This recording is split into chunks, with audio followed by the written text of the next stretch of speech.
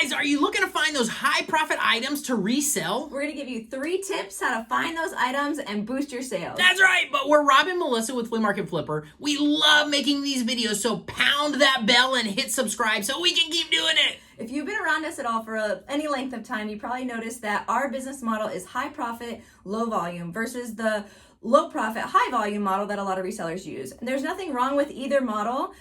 They're just different. So why do we choose what we do? Yeah, definitely. The higher profit business model that we use is because we want to work less. We want to spend more time with each other and with our family. When we sell less items in the year to make more money, it leaves more time to spend as a family and with each other. So that is why we do it. There's nothing wrong with the other model.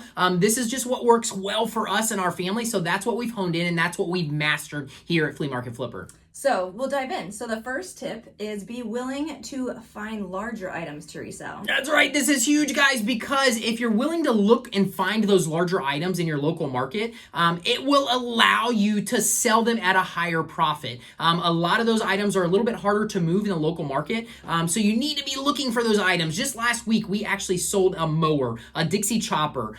It was a big mower. We sold it last week. We paid $1,200 for it, bought it at the end of last season, and just sold it last week.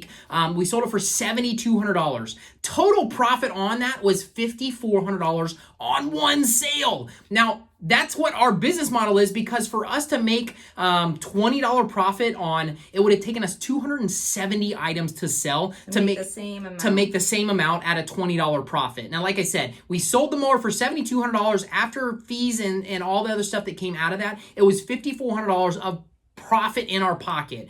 So that's why we choose this bigger model of larger items that we're able to sell and make higher profit on them.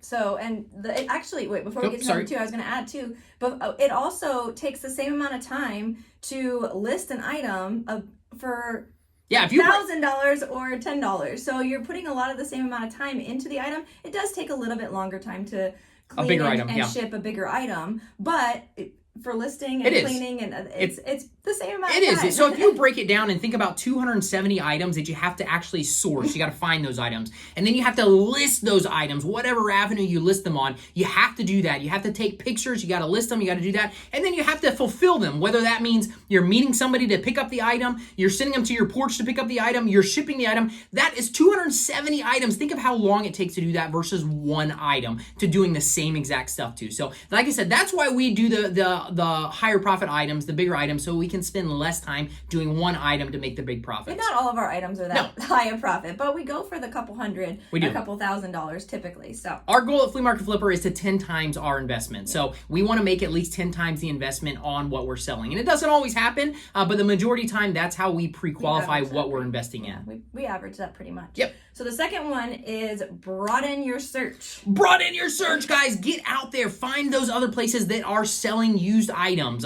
whether it's thrift stores, whether it's yard sales, flea markets, whatever it is, even estate sale auctions, auctions in your area or online auctions. Get out there and find some more areas that you can source. That's how you're going to be able to find more items and find higher profit items when you broaden your search of where you're looking for those items to resell. So that is a huge tip to get out there and broaden. And it's as easy as jumping on Google, looking at local thrift stores, looking for yard sales over the weekends. Find those apps that'll show you your local yard sales. Find those auctions. Find the auctions. You can just do a quick Google search and probably find 3 to 5 other ways that you're not using right now to be able to find those other ways that are reselling used items. And if you're willing to do the larger items, that really opens your local app market a lot, because people aren't willing to ship a lot of them, they put them locally, and you can usually get them at a pretty good deal. So it opens up a whole new world. It does. And reselling. We love shipping large items because that's where, like Melissa said, it broadens your reach. So you're taking it from the local market and you're offering it to a huge nationwide market, whatever it is, and then you're willing to ship it. So that's why we do what we do. Brings us to number 3, selling on eBay. So eBay is huge, guys. We love eBay. We've been selling for years on eBay. Actually, I've been selling since eBay. 24 years. Since eBay started, to be honest with you guys. I started selling on eBay. On and off through the last 20-some years we've been doing it. But The reason eBay is so important to be selling on eBay, or the reason it is so important to be selling on eBay is because eBay reaches so many people. Last time I checked, it had over 182 million registered users. And that's not just that's all over the world. And you have the potential with global shipping, not just to ship in the United States, you have potential to ship anywhere in the world because eBay will facilitate that on some of the sales. But you think about your local market, you think about your local thrift store. Let's just take that for example. That's in one town. They're only going to reach so many people going to that thrift store in that town to where you can find something in that local market, get it out to eBay that might have the chances of 10, 20, 30, 40 times the amount of people looking for that specific item. Yeah. You can get it in front of them by listing it on eBay and offering shipping on it. So that is one of the biggest reasons why if you're not selling on eBay, you want to do it because it will allow you to get higher profits on your items because you're getting it in front of more people. And there are other apps to sell on too, like Mercari, Poshmark. There's several of them out there, yep. But we've tried a couple. We still always go back to eBay. eBay's our bread and butter right now. It is. And 80 to 90% of our sales, we still sell on some of the local apps as well because we'll cross-post, but 80 to 90% of our sales go through eBay. So, and we're not talking about price gouging or anything like that. Like that mower we talked about, that was a $12,000 to $14,000 mower. That's what it retailed for. So we got, half of that and sold it, and it was a great mower. It was a good deal for somebody, but we got it out to a larger market, and that was how we were able to ask a lot more money than we could in the local market. We sell our stuff for average of 50% retail. Yeah. That's on average. So yep.